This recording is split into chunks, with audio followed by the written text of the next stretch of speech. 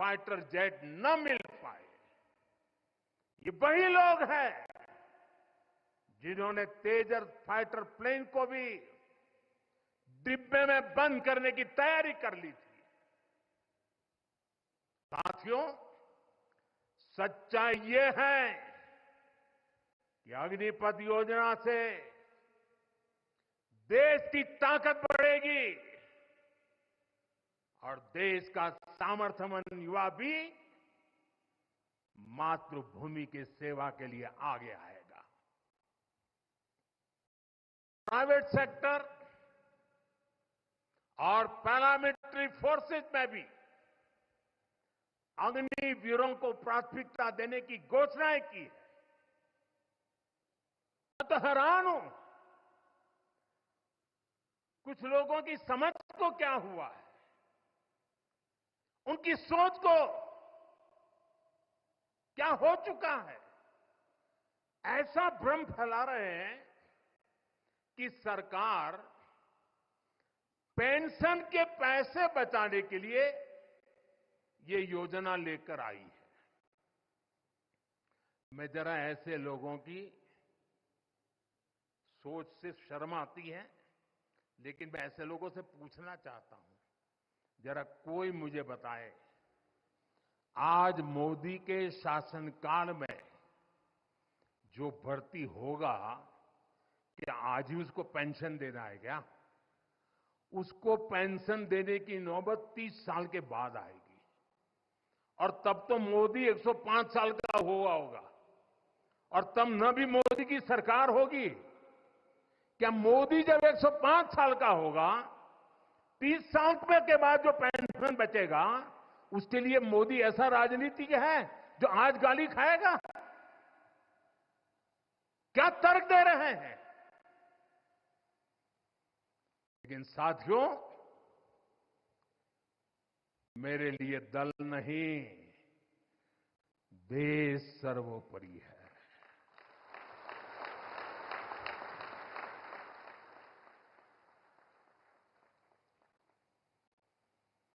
और साथियों, मैं आज गर्व से कहना चाहता हूं, सेनाओं द्वारा लिए गए इस फैसले का हमने सम्मान किया है। और जैसा मैंने पहले कहा, हम राजनीति के लिए नहीं, राष्ट्र नीति के लिए काम करते हैं। हमारे लिए राष्ट्र की सुरक्षा सर्वोपरि है। हमारे लिए 140 करोड़ की शांति ये सबसे पहले है। साथियों, जो लोग देश के युवाओं को गुमराह कर रहे हैं, उनका इतिहास साक्षी है कि उन्हें सैनिकों की कोई परवाह नहीं है। ये वही लोग हैं जिन्होंने एक मामूली रकम 500 करोड़ रुपए दिखा दिखाकर वन रैंक वन पेंशन पर झूठ बोला था। 500 करोड़। ये हमारी सरकार है जिसने वन रैंक वन पेंशन लागू किया। पूर्व सैनिकों को 1.25 लाख करोड़ रुपए से ज्यादा दिए गए। अब कहां 500 करोड़, कहां 1.25 लाख करोड़। इतना झूठ और देश के जवानों की आंख में धूल झोंकने का पाप। ये वही लोग हैं जिन्होंने आजादी के 7 दशक बाद भी सेना की मांग होने के बावजूद भी, देश के वीर सैनिकों के परिवारों की मांग होने के बाद भी हमारे शहीदों के लिए वॉर मेमोरियल नहीं बनाया। टालते गए, कमिटियां बनाते गए, नक्शे दिखाते गए।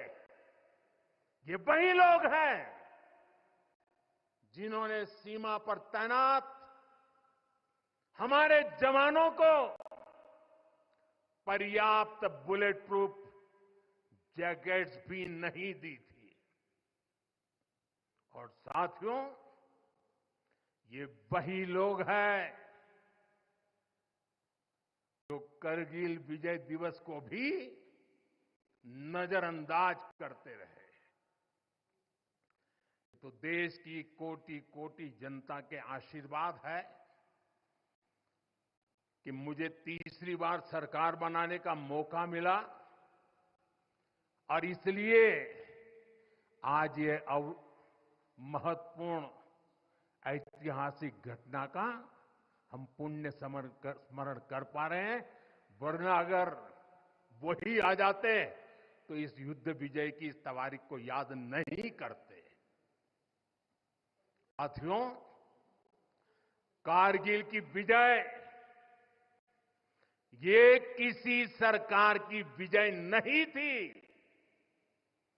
कारगिल की विजय ये किसी दल का विजय नहीं था। ये विजय देश की थी। ये विजय देश की विरासत है। ये देश के गर्व और स्वाभिमान का पर्व है। मैं एक बार फिर 140 करोड़ देशवासियों की तरफ से मेरे वीर जवानों को श्रद्धापूर्वक नमन करता हूं। सभी देशवासियों को पुनः एक बार कारगिल विजय के 25 वर्ष की शुभकामनाएं देता हूं। मेरे साथ बोलिए, भारत माता की। ये भारत माता की जय मेरे उन वीर शहीदों के लिए है, मेरे वीर भारत मां के वीर सपूतों के लिए है। भारत माता की, भारत माता की, भारत माता की। बहुत बहुत धन्यवाद।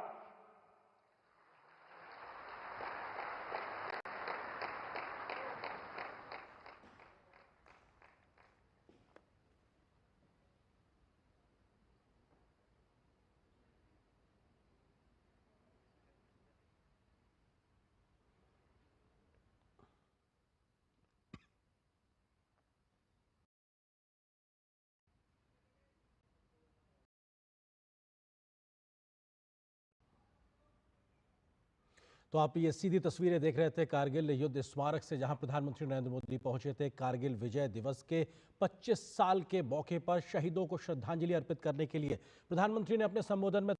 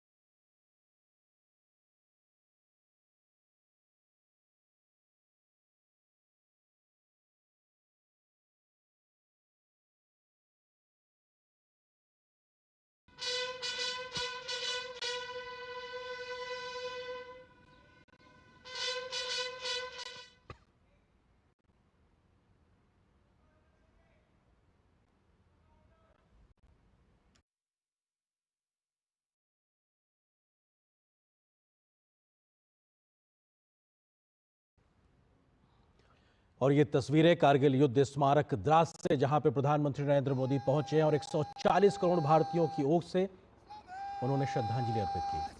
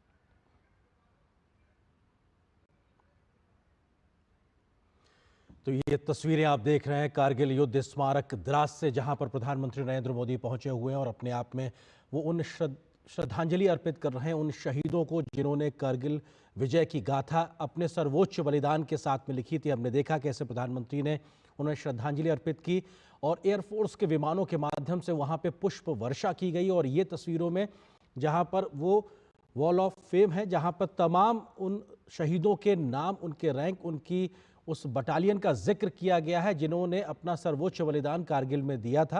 और ये अपने आप में वो दिखाता है कि उन शहीदों की शहादत को याद करने के लिए इस दीवार पर पीतल के बड़ी पट्टिका पर सभी का नाम अंकित किया गया है और यहाँ पर एक विजय स्तंभ के तौर पर उस प्रतीक को भी बनाया गया है जो ये दिखाता है कि कैसे भारतीय रणबांकुरों ने उस दुर्गम इलाके में दुनिया की सबसे ऊंची लड़ी गई लड़ाई को जीत के दिखाया था। हमारे साथ में खास मेहमान कारगिल युद्ध में अपनी सहभागिता करने वाले कर्नल गिरीश कुमार मेहदी रत्ता जी लगातार जुड़े हुए हैं। और मेहदी रत्ता जी, एक बार फिर से आपसे समझना चाहेंगे कि 25 साल के बाद देश का सर्वोच्च नेतृत्व जब अब उन शहीद जवानों को याद करता है, वह मौजूद है, तो ये दिखाता है कि 140 करोड़ भारतीय सम्मान के साथ में वहां मौजूद हैं और सबका सर झुका हुआ है उन शहीदों के शहादत के आगे। कर्नल मेहदी रत्ता जी। बिल्कुल सही कहा आपने, सर झुका हुआ है शहादत के आगे। मैंने आपको बता रहा था कि ये जो लड़ाई हुई है, ये हथियार is important in the war, जरूरी है, but it is man behind the weapon which matters most. And भारतीय सेना का जो ह्यूमन रिसोर्स है, जो यंग ऑफिसर्स हैं, जो सोल्जर्स हैं, उन्होंने जो अपना रण कौशल दिखाया, उस रण कौशल का कहीं पर भी दुनिया में आपको पैरेलल नहीं मिलेगा। मैंने आपको अभी भी पहले भी कह रहा था कि हमारे जो यंग ऑफिसर्स थे उनकी उम्र सिर्फ 22 साल की एवरेज उम्र थी। और अगर आप रेशियो देखें जो हमारी कैजुअलिटीज हुई हैं उन रणबांकुरों की, उस युद्ध के अंदर करीबन 500 रणबांकुरे जवानों ने अपनी शहादत दी थी। और अगर आप रेशियो देखें तो ये रेशियो बनता है 1:16, यानी एक ऑफिसर के पीछे 16 जवानों की शहादत हुई थी। ये दुनिया में अपने आप में एक बहुत बड़ी मिसाल है। ऐसा सेकेंड वर्ल्ड वॉर से लेकर अभी तक कहीं नहीं हुआ है कि इतने ऑफिसर्स अपनी जान की आहुति दे दें। तो ये लीडर्स जो थे, जो यंग लीडर्स थे, ये लड़ाई उन लीडर्स और ये जो हमारे रणबांकुरे जवान थे, उनकी मेहनत का फल है। सर आप जो ये बात कर रहे हैं, यहीं पे इस बात को मैं थोड़ा आपसे ही बेहतरी से समझना चाहता हूं, क्योंकि आपने यंग ऑफिसर्स का जिक्र किया और उस वक्त शहादत देने वाले 526 लोगों की, जवानों की जो औसत उम्र आप 22 साल का जिक्र कर रहे हैं, और इतनी बड़ी संख्या में शहादत होने की बड़ी वजह ऑफिसर्स का जो आप जिक्र कर रहे हैं वो भी ये क्योंकि अपनी टुकड़ी का नेतृत्व तो खुद जो अधिकारी होता है वो स्वयं सबसे आगे रह के करता है। ये भी हमारे ऑफिसर्स के करेज को और कैसे लीड करना है, लीडिंग फ्रॉम द फ्रंट, उस जज्बे को दिखाता है। किस तरीके से उस बात को आप रखेंगे आज सामने? मैं बिल्कुल आपको यही कहना चाह रहा था कि ये जितनी भी लड़ाइयां हुई वहां, जितनी भी लड़ाइयां हुई, चाहे वो बटालिक सेक्टर में हुई, चाहे कारगिल दराज मशको सेक्टर्स में हुई, चाहे वो तोलोलिंग की लड़ाई थी, चाहे वो 5140 की लड़ाई थी, चाहे 4875 की लड़ाई थी, चाहे टाइगर हिल की लड़ाई थी, हर एक लड़ाई में the officers led from the front. जब ऑफिसर आपका आगे चलता है तो जवान is doubly motivated. He says मेरा ऑफिसर आगे जा रहा है तो उसके अंदर जो जज्बा पैदा होता है, और उस जज्बे की बहुत जरूरत थी उस लड़ाई में। मैं आपको बता रहा था कि ये चोटियां थी जहां पर दुश्मन बैठा हुआ था और हम खुले में नीचे से जा रहे थे, ओपन में वो हमारे ऊपर एम्ड फायर ला रहा था। उसी के बारे में मैं पहले भी बात कर रहा था कि 3 मई से लेकर 13 जून तक हमें सक्सेस इसलिए नहीं मिली थी कि हमारा तोपखाना वहां पूरे तरीके से नहीं पहुंचा था। मगर जब हमारा तोपखाना वहां पहुंचा और दुश्मन का हमने सिर नीचे कर दिया, उसके बाद हमारे रणबांकुरों को रोकने वाला कोई नहीं था।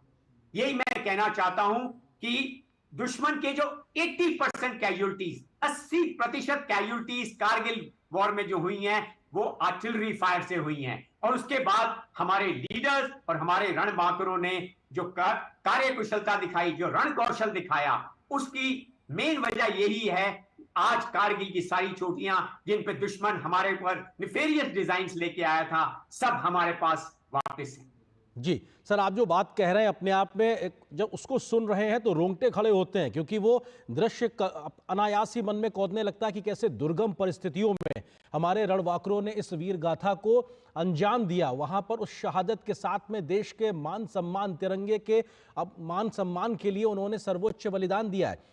कौन से बड़े पड़ाव आप देखते हैं? आपने एक बात का जिक्र किया कि जब तोपखाने की एक तरीके से वहां हमारी मौजूदगी हुई, वहां से पाकिस्तानियों के पैर पीछे होना शुरू हुए, उसके बाद में तोलोलुंग की पहाड़ियां हो या फिर टाइगर हिल पर पुनः कब्जा करना या अपनी मौजूदगी दर्ज कराना, आपको लगता है कि ये कुछ बड़े ऐसे टर्निंग पॉइंट्स थे जिसकी वजह से हमारे जवानों ने जो कारनामा किया उसने पूरी कहानी पलट के रख दी? कैसे आप याद करते हैं इन तमाम बड़े पड़ाव को?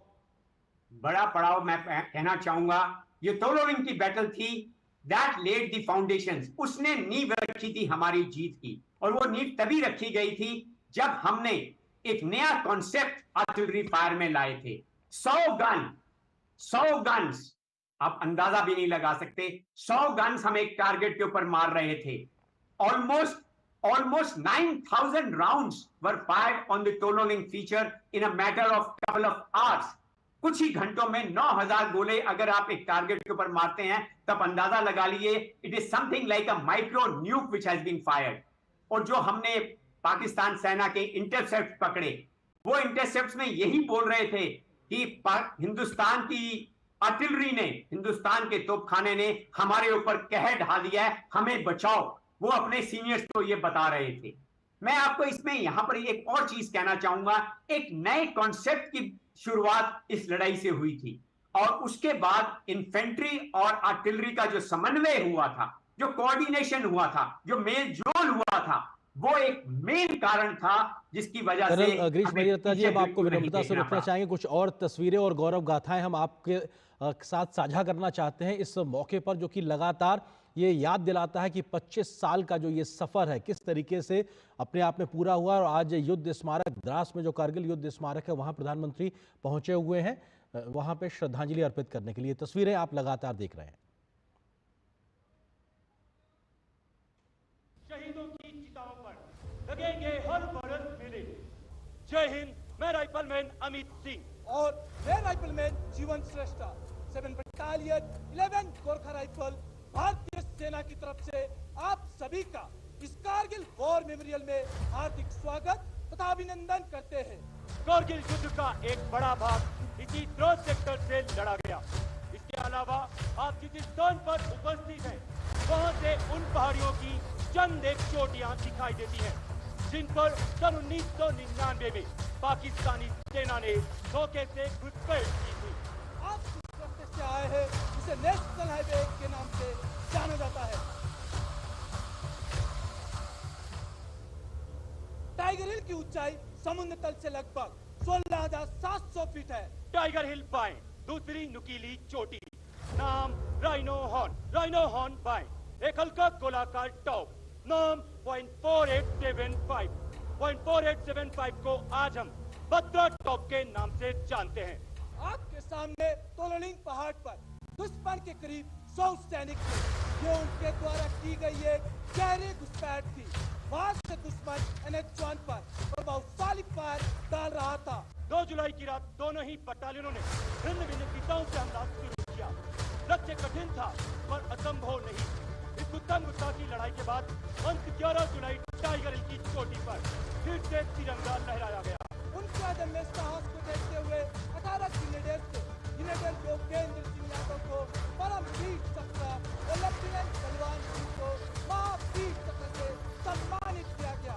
0.4875 और उसके आसपास की चोटियों को कब्जा करने की जिम्मेदारी 13 जम्मू एंड कश्मीर राइफल, 17 चार व 2 नागा को दी गई। तीनों ही बटालियनों ने 4 जुलाई से लेकर 7 जुलाई तक चले इस संघर्षपूर्ण मुकाबले में अलग अलग दिशाओं से हमला कर दुश्मन को मुंह तोड़ जवाब दिया। इस ऑपरेशन में 13 जम्मू एंड कश्मीर राइफल के कैप्टन विक्रम बत्रा ने साहस का नया अध्याय लिखते हुए अपने प्राणों को देश के नाम निछावर कर दिया। शहीदों की चिताओं पर लगेंगे हर बरस मेले। जय हिंद, मैं राइफलमैन अमित सिंह।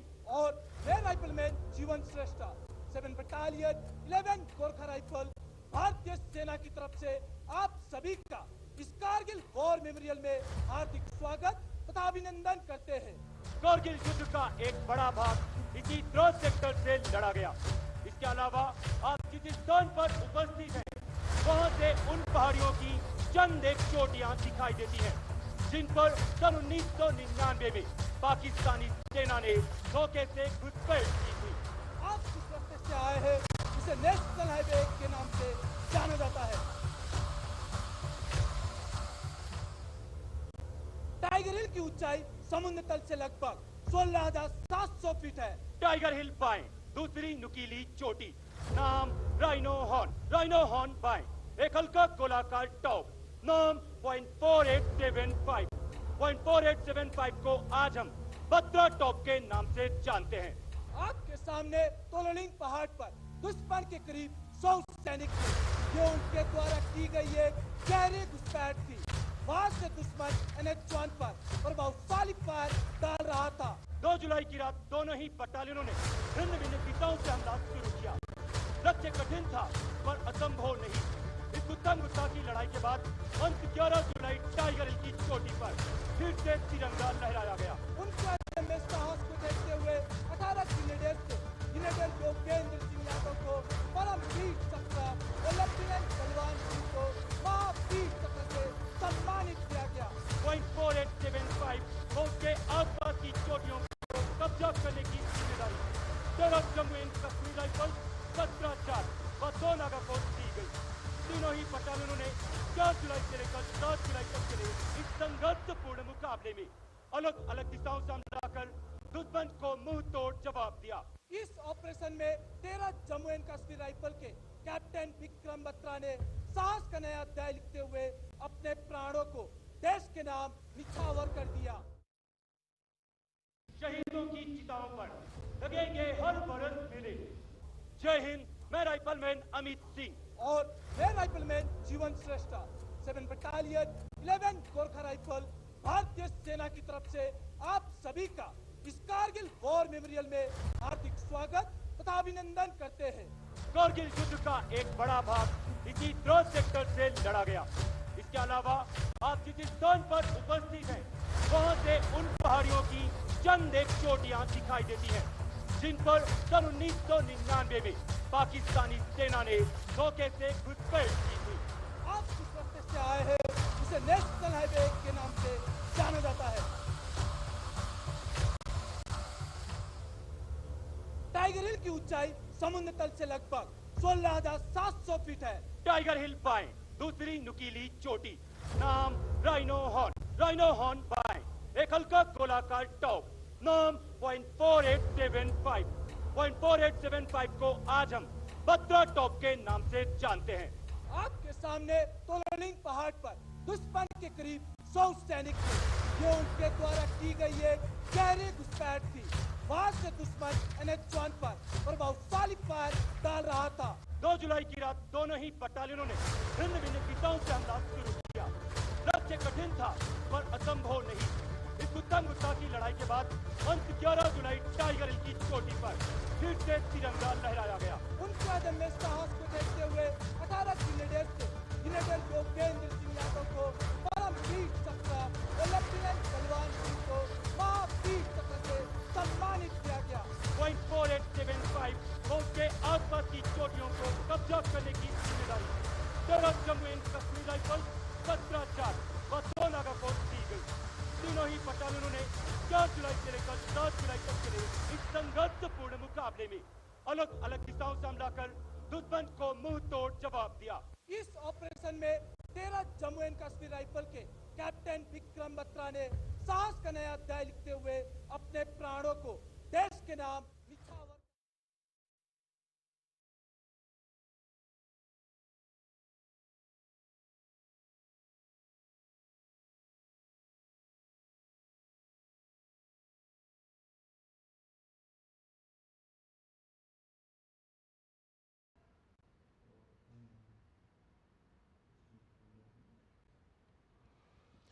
और ये प्रधानमंत्री एक तरीके से कारगिल युद्ध स्मारक वहां पे दौरा करते हुए कारगिल युद्ध में शहीद तमाम जवानों की जो तस्वीरें वहां लगी उसकी जानकारी हासिल करते हुए जिस वक्त ये युद्ध हुआ था उस वक्त की वास्तविक तस्वीरों को भी संग्रहालय में रखा गया है।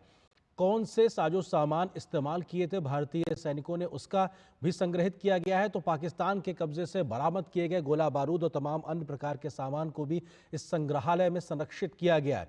भारतीय शौर्य की गाथाएं भी यहाँ पे लिखी गई हैं। किस तरीके से जो वीर शहीद सैनिक हैं उनकी कहानियां थी, कैसे उन्होंने इस युद्ध को अंजाम तक पहुंचाया, उसका जिक्र भी इस संग्रहालय में साफ तौर से रखा गया है। किन किन रेजिमेंट्स के तमाम जवानों ने जो अपना योगदान दिया है, जिन हथियारों से इस लड़ाई को लड़ा, लेकिन जो जज्बे की कहानियां हैं वो भी यहाँ पर कविताओं के तरीके से उकेरी गई हैं उनके याद उनको करने के लिए। और ये अपने आप में दिखाता है कि देश के लिए सर्वोच्च बलिदान देने वालों को देश भूला नहीं है। आज भी उनके इस योगदान के लिए 140 करोड़ भारतीय सम्मान के साथ अपना सर झुकाते हैं। ऐसे तमाम योद्धाओं ने जिन्होंने भारतीय मान सम्मान, तिरंगे के मान सम्मान के लिए जो काम किया, अपना जो सर्वोच्च बलिदान दिया, उसका नमन करने के लिए प्रधानमंत्री का पहुंचना ये दिखाता है कि पूरा देश उन शहीदों की शहादत के आगे खड़ा हुआ है। और ये तमाम प्रकार के वहाँ पे डायग्राम्स भी बनाए गए हैं जिसमें वो भौगोलिक परिस्थितियों को दर्शाया गया है कि कैसे नीचे की जगह से ऊपर तक के वहां तक पहुंचे। हट ऑफ रिमेम्बरेंस है जहां पर, और यहाँ पे अमर संस्मरण जो एक तरीके से यहाँ संग्रहित किए गए हार्ट ऑफ रिमेम्बरेंस के तौर पर इस युद्ध स्मारक का वो हिस्सा जाना जाता है जहाँ पर तमाम चीज़ों को सहेजा गया है और यहाँ पर वो भी साजो सामान रखा गया है जो पाकिस्तानियों के कब्जे से बरामद किया गया था। और हार्ट ऑफ रिमेम्बरेंस अपने आप में उन शहीदों की तमाम यादों का जिक्र भी करता है और तमाम ऐसे पत्र भी जो उन वीर जवानों ने अपने परिजनों को लिखे थे जिसमें देशभक्त की भावना से ओतप्रोत वो शब्द, वो भावनाएं कहीं ना कहीं झलकती हैं, उन सबको संग्रहित करने का काम भी किया गया है। तो सिर्फ इतना ही नहीं कि उन शहीदों को हम याद करते हैं बल्कि उनके जीवन से जुड़ी हुई, उनकी शौर्य गाथाओं से जुड़ी हुई तमाम बातों को इस रिमेम्बरेंस स्थल पे यहाँ पे रखा गया है और उसके बारे में प्रधानमंत्री नरेंद्र मोदी जानकारी हासिल करते हुए और विभिन्न जो बटालियंस हैं उनके जो अफसर्स थे, उनके जो जवान थे जिन्होंने अपनी शहादत दी है, जिन्होंने अपनी कुर्बानी दी है, उनकी तस्वीरें भी यहाँ पे मौजूद हैं और उनके नामों को भी अंकित किया गया है। और ये अपने आप में वो उस वक्त की युद्ध के समय की वास्तविक तस्वीरें भी हैं जो यहाँ संग्रहित की गई हैं। तमाम वो युद्ध लड़े जाने वाले साजो सामान भी लिखे हुए हैं और शौर्य गाथाओं को भी यहाँ उकेरा गया है और जिसकी जानकारी प्रधानमंत्री हासिल करते हुए, और ये तमाम वो जगह जो भौगोलिक विषमताओं को दर्शाती हैं कि कैसे नीचे रहते हुए भी हजारों हजार फीट की ऊंचाई पे बैठा हुआ ऊपर दुश्मन जो सीधे टारगेट करने में सक्षम था, बावजूद उसके हौसले को पस्त करते हुए हमने उसको हराकर अपनी विजय गाथा को लिखा है।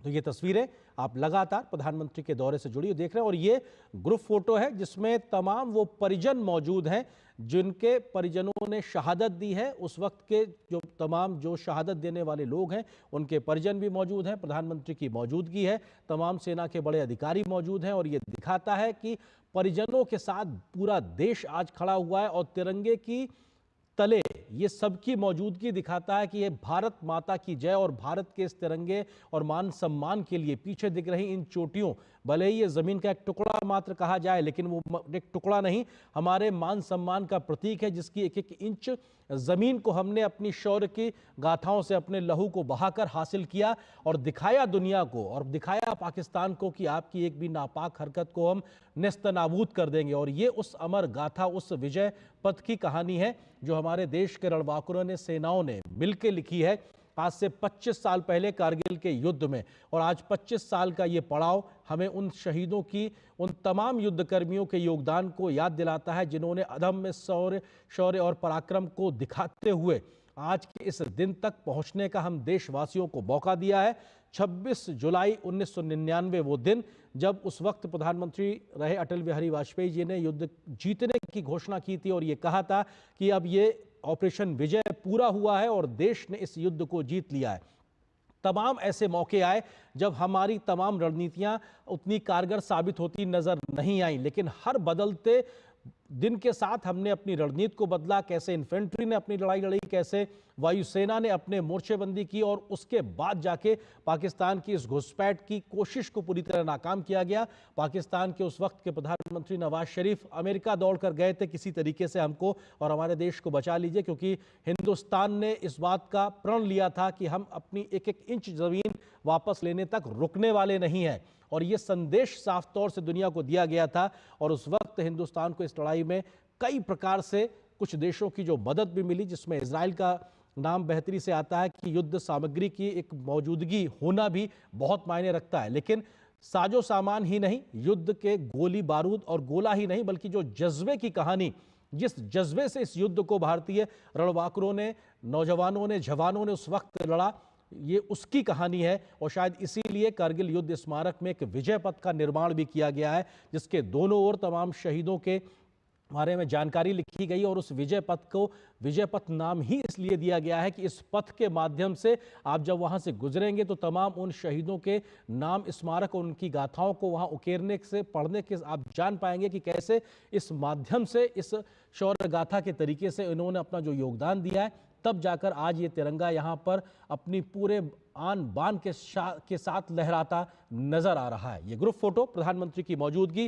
कारगिल युद्ध स्मारक द्रास में और ये वीर भूमि में प्रधानमंत्री ने श्रद्धा सुमन अर्पित किए और अपने आप में पूरे देश की ओर से ये प्रधानमंत्री का सर झुकना ये दिखाता है उन शहीदों के सम्मान में कि पूरा देश आज उनके सम्मान में अपना सर झुकाकर खड़ा हुआ है, नतमस्तक है, क्योंकि देश के लिए जब उन्होंने कुर्बानी दी तब जाकर आज देश तरक्की के इस रास्ते पे आगे बढ़ता नजर आ रहा है। चाहे वो आर्थिक सामाजिक गतिविधियों में हम जो भी ऊंचाइयां हासिल कर रहे हैं, आज वैश्विक पटल पर भारत को जो भी मान सम्मान मिल रहा है, उसकी बड़ी वजह यह है कि हमारे सीमाओं को सुरक्षित रखने के लिए जो योगदान देश की सेना, वायुसेना, नौसेना देती है, वो अपने आप में अतुलनीय है।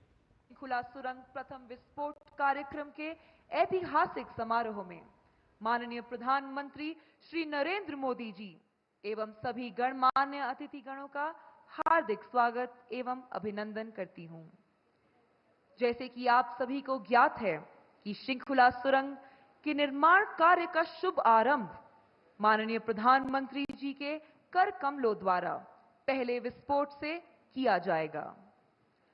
सर्वप्रथम आपके सामने प्रस्तुत है शृंखला सुरंग की रणनीतिक और आर्थिक महत्व के ऊपर तैयार किया गया एक चलचित्र।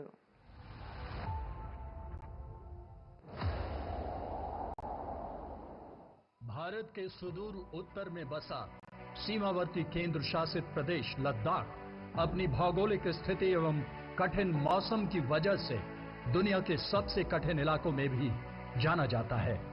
विगत एक दशक से राष्ट्र ने माननीय प्रधानमंत्री श्री नरेंद्र मोदी के गतिशील नेतृत्व में न केवल विरोधियों के नापाक इरादों पर काबू पाने के लिए सक्रिय दृष्टिकोण अपनाया है, बल्कि सीमा पर बुनियादी ढांचे के निर्माण की गति को भी बढ़ावा दिया है। बॉर्डर एरिया डेवलपमेंट और सीमा पर सड़कें, पुल बनाने का काम भी बहुत तेजी से हुआ है। मनाली और लेह के बीच निर्माणाधीन निमू पदम दारचा रोड पर शृंखला दर्रे पर 4,800 मीटर की ऊंचाई पर दुनिया की सबसे ऊंची शृंखला सुरंग के निर्माण की मंजूरी भारत सरकार की सक्रिय पहलों में से एक है। सीमा सड़क संगठन को इस महत्वाकांक्षी परियोजना के कार्यान्वयन की जिम्मेदारी सौंपी गई है। 4.10 किलोमीटर लंबी शृंखला सुरंग शृंखला दर्रे को बाईपास करेगी, जो हर साल 4 से 5 महीनों के लिए 15 से 20 फीट बर्फ से ढका रहता है। ये सुरंग ट्विन ट्यूब होगी तथा इसमें हर 500 मीटर पर क्रॉस पैसेज उपलब्ध कराए जाएंगे। इस सुरंग के निर्माण से 4 किलोमीटर यात्रा की दूरी और 30 मिनट की समय में कमी आएगी। आज शृंखला टनल का निर्माण कार्य माननीय प्रधानमंत्री श्री नरेंद्र मोदी जी के कर कमलों द्वारा प्रथम विस्फोट के साथ शुरू किया जाएगा। अपने रणनीतिक सैन्य महत्व के अलावा यह सुरंग लद्दाख को हर मौसम में कनेक्टिविटी प्रदान करेगी और हिमाचल प्रदेश तथा लद्दाख में सामाजिक और आर्थिक विकास को बढ़ावा देगी। शंकुला सुरंग का निर्माण भारत के माननीय प्रधानमंत्री श्री नरेंद्र मोदी के विकसित भारत और आत्मनिर्भर भारत के सपने को साकार करने की दिशा में एक बड़ा कदम होगा। यहां उपस्थित सभी अतिथिगणों को अब मैं वीडियो लिंक के माध्यम से यहां से 500 किलोमीटर दूर शंकुला ले चलती हूं। आप सभी से अनुरोध है कि आप अपने सामने लगी 2 डेटा स्क्रीन की ओर ध्यान दें, जहां शंकुला सुरंग का उत्तर पोर्टल दर्शाया जा रहा है, जिसका निकास नीमू की ओर होगा। ये समुद्र तल से 4,800 मीटर की ऊंचाई पर स्थित है और शंकुला शिखर से 3 किलोमीटर पहले है। अब मैं माननीय प्रधानमंत्री जी से अनुरोध करती हूं कि वे रिमोट के माध्यम से शिलालेख का अनावरण करते हुए प्रथम विस्फोट करने की अनुमति प्रदान करें।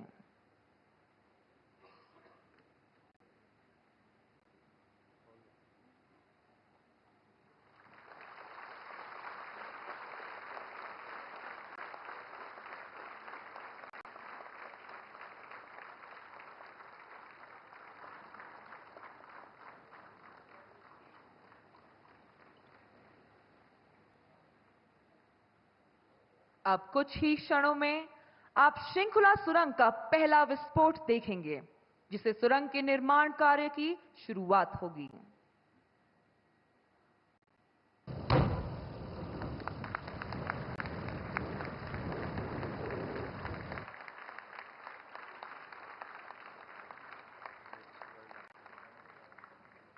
प्रधानमंत्री जी, आपके कुशल नेतृत्व में हमारा देश तेजी से प्रगति कर रहा है। आपकी दूरदर्शिता और सशक्त नीतियों ने हमें आत्मनिर्भर भारत की ओर अग्रसर किया है। मैं आपसे निवेदन करती हूं कि वे इस शुभ अवसर पर अपने बहुमूल्य वचनों से हम सभी का हौसला बढ़ाते हुए हमारा मार्गदर्शन करने की कृपा करें। माननीय प्रधानमंत्री जी।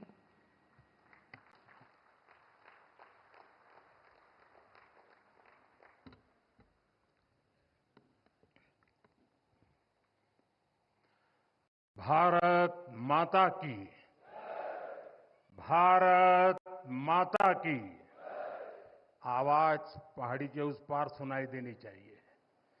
भारत माता की, भारत माता की। लद्दाख के lieutenant governor BD Mishra ji, केंद्रीय मंत्री Sanjay Seth, chief of defence staff general Anil Chauhan, तीनों सेनाओं के सेनाध्यक्ष, करगिल युद्ध के समय सेनाध्यक्ष रहे जनरल वीपी मलिक जी, पूर्व सेनाध्यक्ष जनरल मनोज पांडे जी, वीरता पुरस्कार प्राप्त सेवारत और सेवानिवृत्त सैनिकों, करगिल युद्ध के बहादुर वीरों की माताएं, वीर नारियां और उनके समस्त परिजन, सेना के बहादुर जवानों और मेरे प्रिय देशवासियों, आज लद्दाख की ये महान धरती कारगिल विजय के 25 वर्ष पूरे होने की साक्षी बन रही है। कारगिल विजय दिवस हमें बताता है कि राष्ट्र के लिए दिए गए बलिदान अमर होते हैं। दिन, महीने, वर्ष, सदियां गुजरते हैं, सर्दियां भी गुजरती हैं, मौसम भी बदलते हैं, लेकिन राष्ट्र की रक्षा के लिए अपनी जान की बाजी लगाने वालों के नाम अमिट रहते हैं। ये देश हमारी सेना के पराक्रमी महानायकों का सदा सर्वदा ऋणी है। ये देश उनके प्रति कृतज्ञ है। साथियों, मेरा सौभाग्य है कि कारगिल युद्ध के समय मैं एक सामान्य देशवासी के रूप में अपने सैनिकों के बीच था। आज जब मैं फिर करगिल की धरती पर हूं, तो स्वाभाविक है वो स्मृतियां मेरे मन में ताजा हो गई है। मुझे याद है किस तरह हमारी सेनाओं ने इतनी ऊंचाई पर इतने कठिन युद्ध ऑपरेशन को अंजाम दिया था। मैं देश को विजय दिलाने वाले ऐसे सभी शूरवीरों को आदरपूर्वक प्रणाम करता हूं। मैं उन शहीदों को नमन करता हूं जिन्होंने कारगिल में मातृभूमि की रक्षा के लिए अपना सर्वोच्च बलिदान दिया। साथियों, कारगिल में हमने केवल युद्ध नहीं जीता था, हमने सत्य, संयम और सामर्थ्य का अद्भुत परिचय दिया था। आप जानते हैं, भारत उस समय शांति के लिए प्रयास कर रहा था। बदले में पाकिस्तान ने फिर एक बार अपना अविश्वासी चेहरा दिखाया। लेकिन सत्य के सामने असत्य और आतंक की हार हुई। साथियों, पाकिस्तान ने अतीत में जितने भी दुष्प्रयास किए, उसे मुंह की खानी पड़ी है। लेकिन पाकिस्तान ने अपने इतिहास से कुछ नहीं सीखा है। वो आतंकवाद के सहारे, प्रॉक्सी वॉर के सहारे अपने आप को प्रासंगिक बनाए रखने का प्रयास कर रहा है। लेकिन आज जब मैं उस जगह से बोल रहा हूं जहां आतंक के आकाओं को मेरी आवाज सीधे सुनाई पड़ रही है, मैं आतंकवाद के इन सरपरस्तों को कहना चाहता हूं कि उनके नापाक मंसूबे कभी कामयाब नहीं होंगे।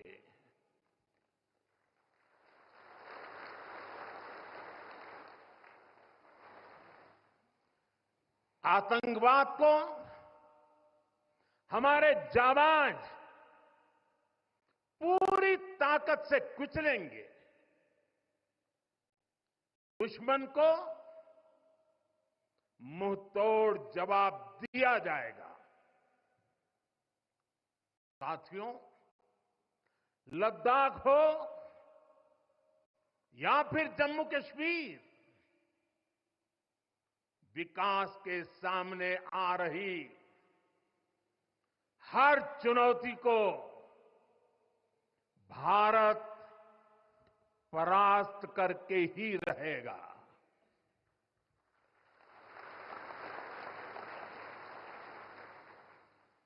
कुछ ही दिन बाद इस 5 अगस्त को आर्टिकल 370 का अंत हुए 5 वर्ष पूरे होने जा रहा है। जम्मू कश्मीर आज नए भविष्य की बात कर रहा है, बड़े सपनों की बात कर रहा है। जम्मू कश्मीर की पहचान G20 जैसी ग्लोबल समिट की अहम बैठक करने के लिए हो रही है। इंफ्रास्ट्रक्चर डेवलपमेंट के साथ साथ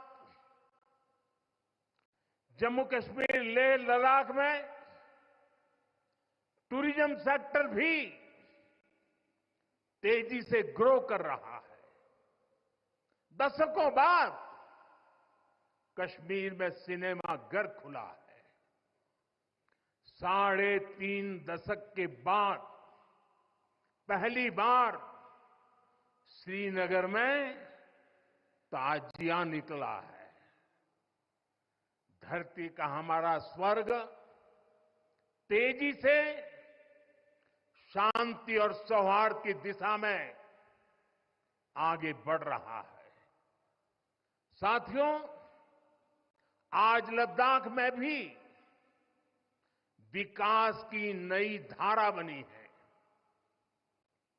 सिंकुल्ला टनल, इसके निर्माण का काम शुरू हुआ है।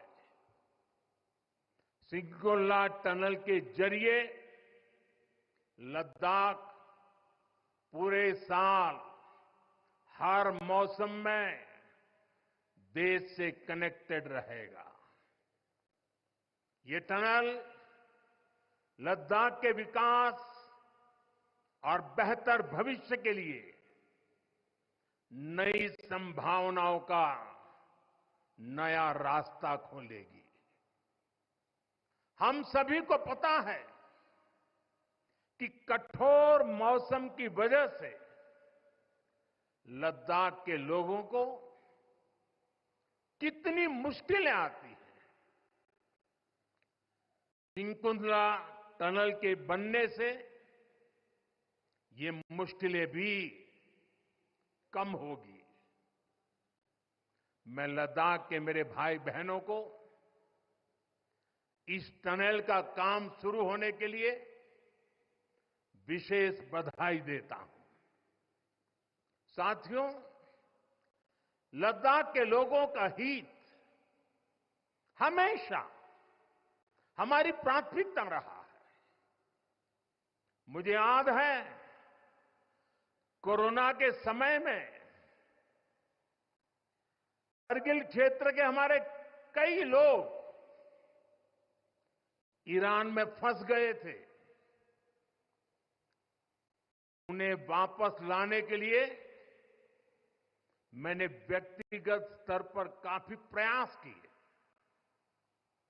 ईरान से लाकर उन्हें जैसलमेर में ठहराया गया था और जब स्वास्थ्य की दृष्टि से पूरी तरह संतोषजनक रिपोर्ट मिले, उसके बाद उन सबको उनके घर तक यहां पहुंचाया था।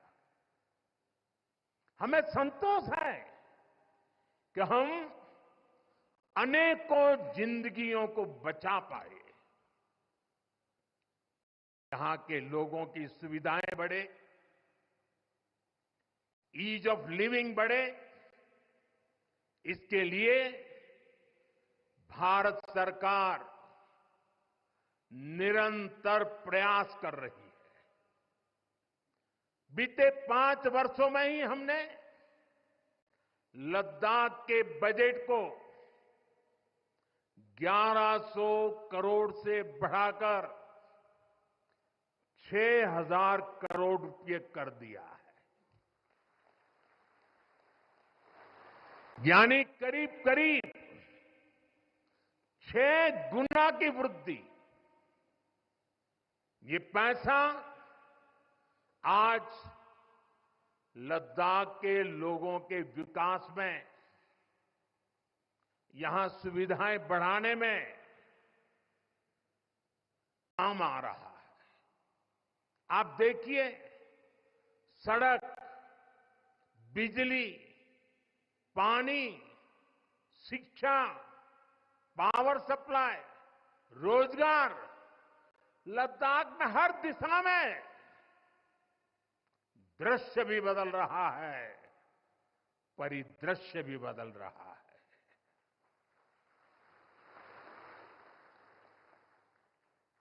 पहली बार यहां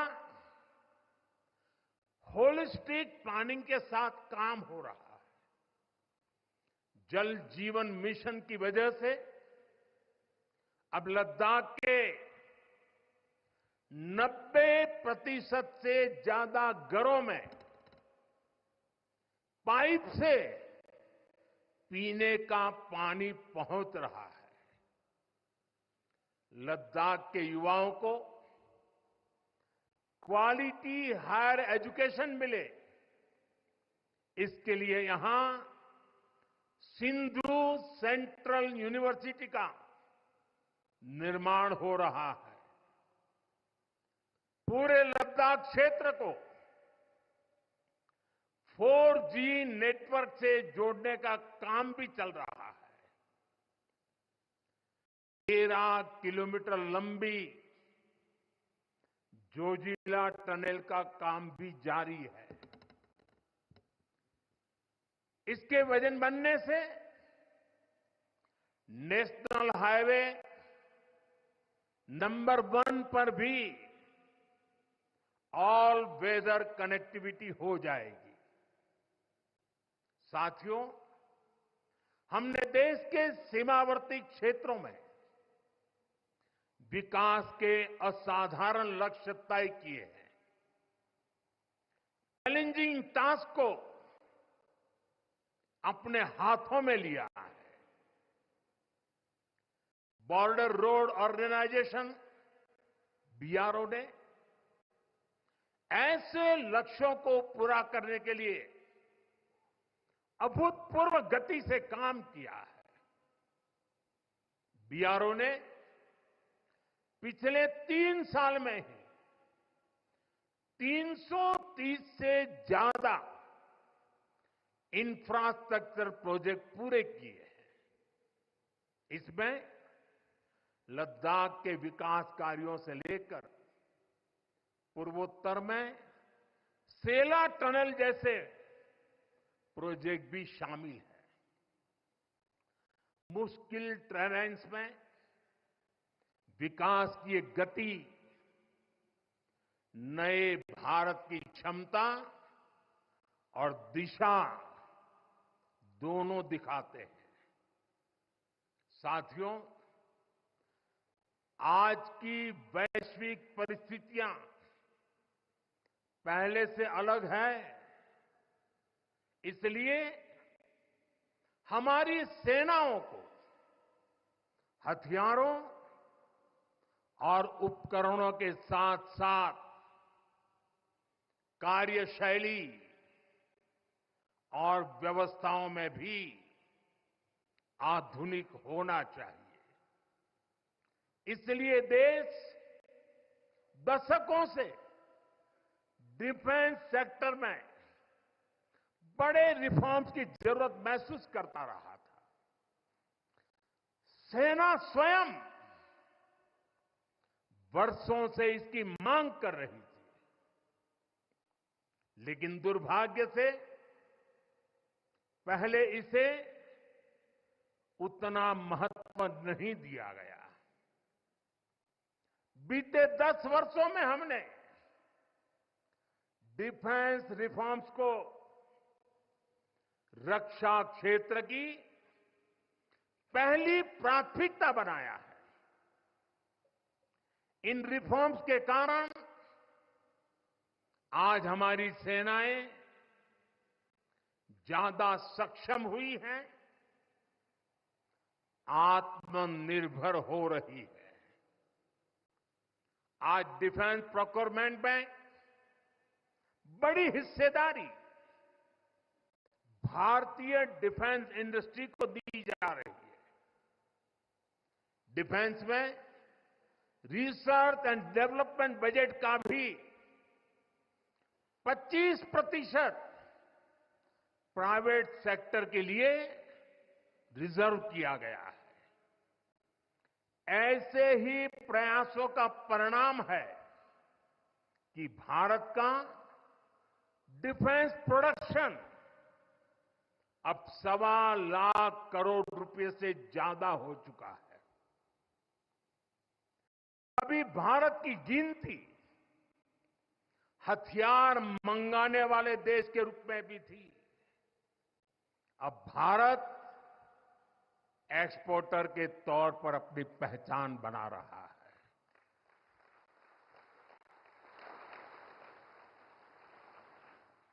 मुझे खुशी है कि हमारी सेनाओं ने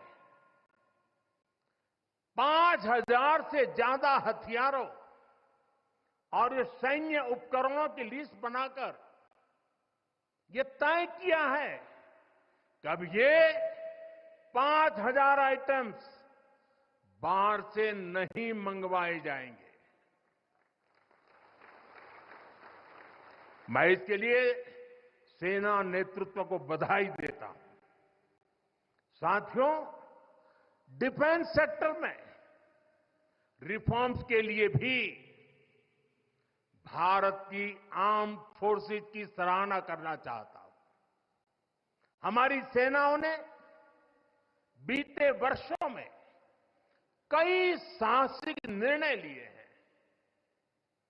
सेना द्वारा किए गए जरूरी रिफॉर्म्स का एक उदाहरण अग्निपथ स्कीम भी है। दशकों तक संसद से लेकर अनेक कमेटी तक में सेनाओं को युवा बनाने पर चर्चाएं होती रही है। भारत के सैनिकों की औसत आयु, एवरेज एज, ग्लोबल एवरेज से ज्यादा होना, ये हम सबकी चिंता बढ़ाता रहा है। इसलिए ये विषय बरसों तक अनेक कमिटियों में भी उठा,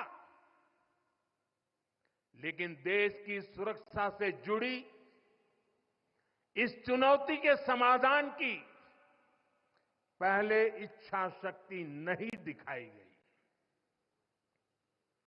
शायद कुछ लोगों की मानसिकता ही ऐसी थी कि सेना मतलब नेताओं को सलाम करना, परेड करना। हमारे लिए सेना मतलब 140 करोड़ देशवासियों की आस्था। हमारे लिए सेना मतलब 140 करोड़ देशवासियों की शांति की गारंटी। हमारे लिए सेना मतलब देश की सीमाओं को सुरक्षा की गारंटी। अग्निपथ योजना के जरिए देश ने इस महत्वपूर्ण सपने को एड्रेस किया है। अग्निपथ का लक्ष्य सेनाओं को युवा बनाना है,